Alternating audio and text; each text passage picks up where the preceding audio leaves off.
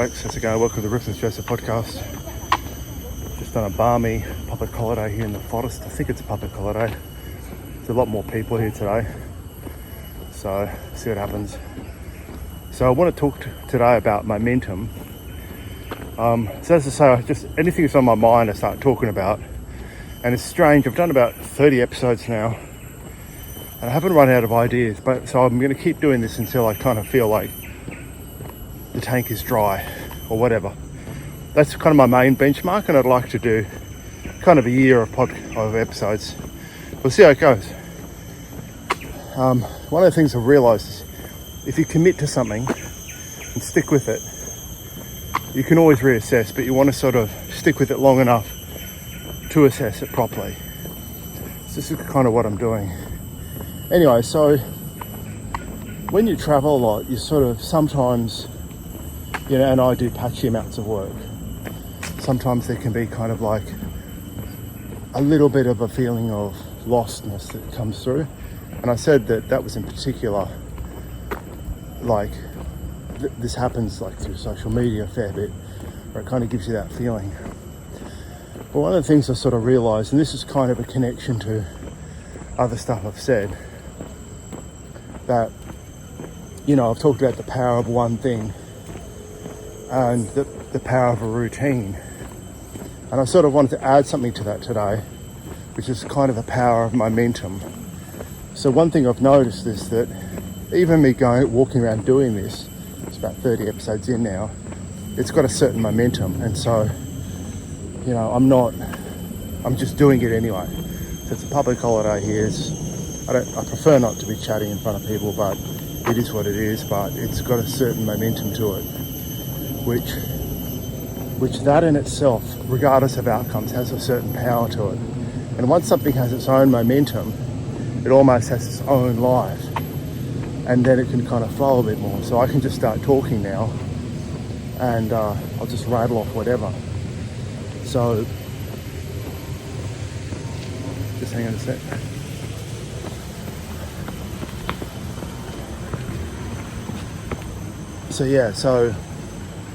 So this is kind of combined with some of these topics I've been talking about, the power of momentum. And so what momentum does is it means it has a life of its own, and you can do it for a while and then you can sort of go into other stuff. But once the ball is rolling down the hill, you don't really need to keep stoking it. So that's interesting as well. So that can take, I don't know, sort of maybe 3 weeks for some people, like maybe a month. Depends on the person, so, but it's interesting, like once that momentum's there, it's actually quite easy. I used to find that with exercise. At a certain point, I wanted to do it and it was fun. So, and I haven't really got back to the exercise days fully. But by doing this, it creates something that absolutely has a momentum, has its own life. And then once you have that, there's a feeling of progress. And when there's a feeling of progress, you feel better, and it creates a sense of meaning. So one of the interesting things is, I think one of the reasons why people get stuck when they go on a diet is because their focus is on the bad. So all their focus is on not. And so the brain just gets focused on the thing you're not allowed to have. And then the person eventually breaks. And then there's shame. And then they start again. So it's a funny thing. I've seen this happen in myself. In the past, I could never understand people could never stick to a diet, but I got into that loop a little bit myself. And I could kind of see how you could do that. So some of the stuff I've been talking about one thing, routine and momentum, it's really focusing on the thing that is helpful and is easy, and then that builds its own momentum. So that's what this podcast has become. It's like it now has its own momentum, and it's fairly easy now, and I quite enjoy it. And I'll learn stuff as I'm speaking, which is quite interesting. And I don't know what the grand scheme is for this. Could be no grand scheme, but we all have our own little internal grand scheme. And you know, once you sort of listen and get obedient to that, life is a lot more enjoyable and meaningful. So the other thing I wanted to mention as well, a few weeks ago I talked about this idea of creating space. And again, this is kind of a little bit hand in hand with what I'm saying. It's about like creating some positive loops and routines that you can basically stick to. Morning. Morning. How's it going? Oh, fine, thanks. And so I talked about that idea of creating space, and I completely think it's valid. But one of the things I realised is that I hadn't really done it. And like, to be honest with you, a lot of things I talk about I only half do, or I dabble in, you know. Some of them I stick to or whatever, but so it's not, but I still think they're all valid. But then how do you get this thing into your life? You know, how do you make it part of your life? And again, how do you turn it into momentum? And so I was just out and about or whatever, and I just thought, you know, creating space. I could turn off my phone right now and create space. And one thing that was interesting is as soon as I turned it off, I noticed a sense of peace, because I noticed that there's an anticipation in the silence from having your phone on. It's quite incredible. And it's so funny because I've been meditating for 30 years and I am so wired into the matrix now, even though I'm aware of the matrix. You know, is the tail wagging the dog or the dog wagging the tail? Like, it's quite incredible for someone, I would see myself as fairly aware, and yet there's still kind of almost an autonomic response from this stupid device. You know, well, not a stupid device, but this device that can be a trap. I mean, in the Matrix they say that people will know how to exit it, but they just won't bring themselves to do it. So they'll know they're trapped, but they just won't bring themselves to do it. And it sounded like it was talking about the phone. I mean, I never really got into that movie, but every now and then I hear some quotes from it, and it's just, I just find it really interesting, some of these ideas. So anyway, so basically I thought about that, and I thought, okay, how can we do this today? And I just thought, you know what, I'm just going to turn off the phone, and I'm just going to actually time how long I can have some gaps for. And so it's off now. Funnily enough, I've never had it off during these talks, but I never got a call. So, but it's interesting. So then I just thought, you know, like realistically, if I had my phone on for 4 hours a day, I could get absolutely everything I need. But then 20 hours a day, just have silence and just be in my own thoughts.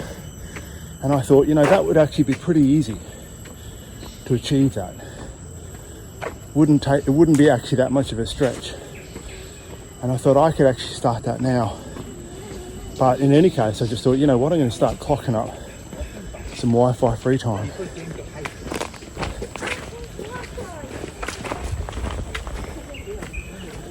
Just a sec.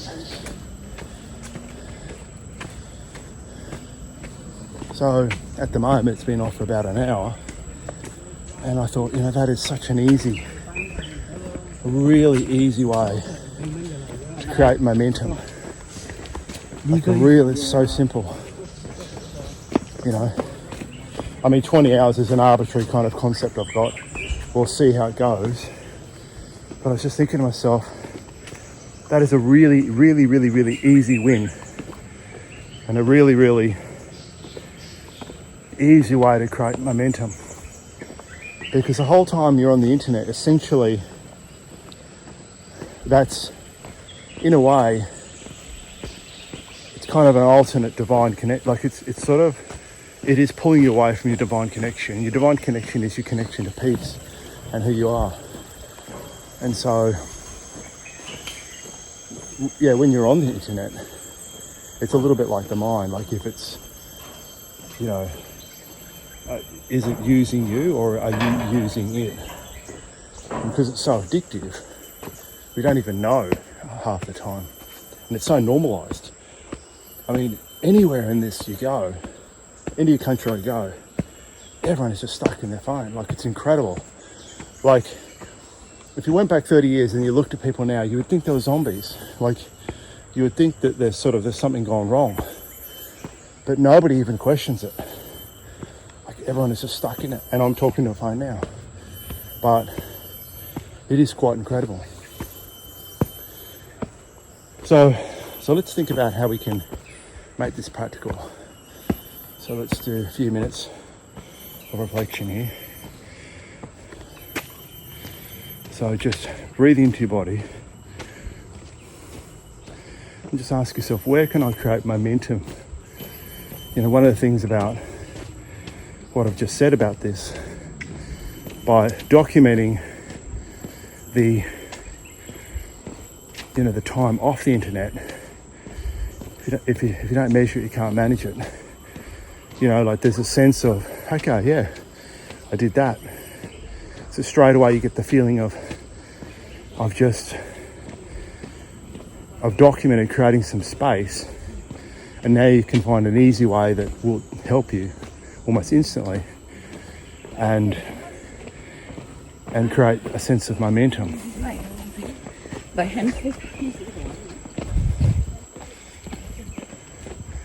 So, so that's just something that I found, but, do whatever for you.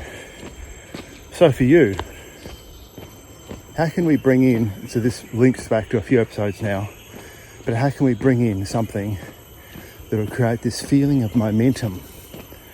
So at the end of the day, I feel like we push the needle forward. As I said, I'm a little bit going in circles in my own life, in some ways, with many things.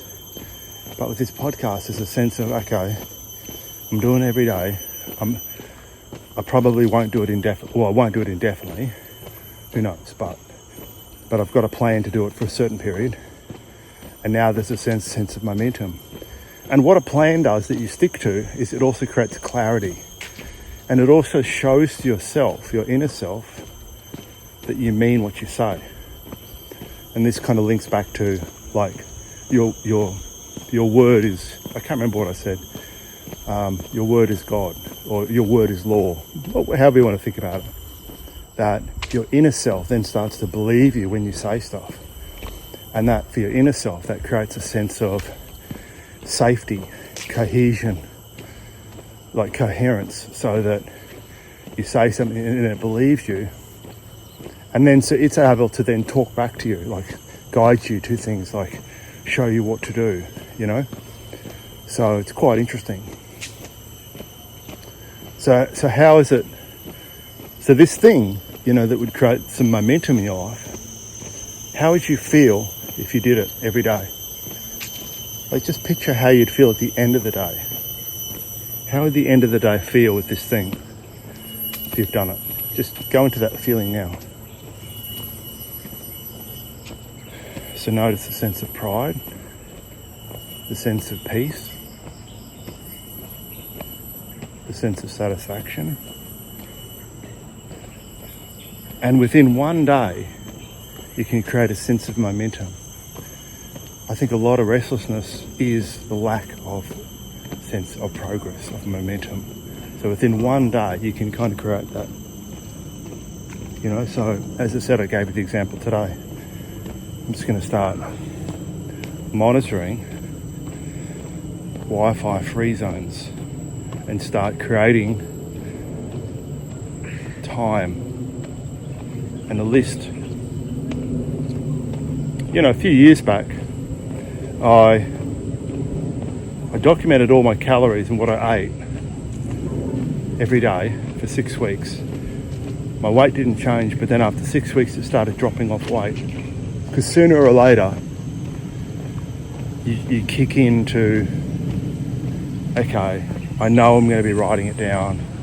I don't want to deal with myself. So sooner or later, there's a sense of responsibility that kicks in. So for a while, it kept testing me. It kept on like, I'd eat whatever, blah, blah, blah. And nothing really happened. But I did stick with it every day, 6 weeks. And then once I started losing weight, it started to just drop off, like really strongly.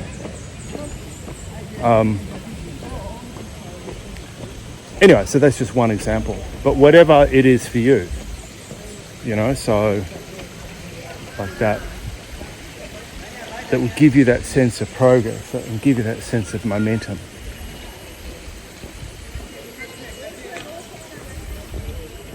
And if you stuck to this for 6 months, how would you feel at the end of that 6 months? What would your self-esteem feel like?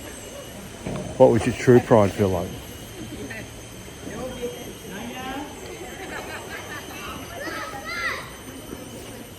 And how empowered would you feel for other areas of your life?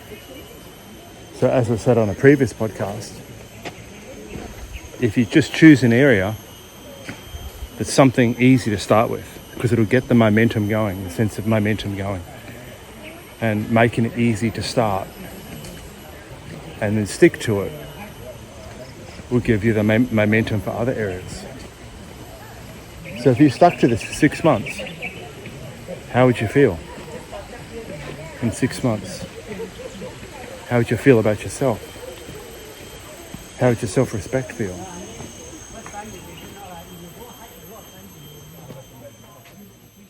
don't know if you can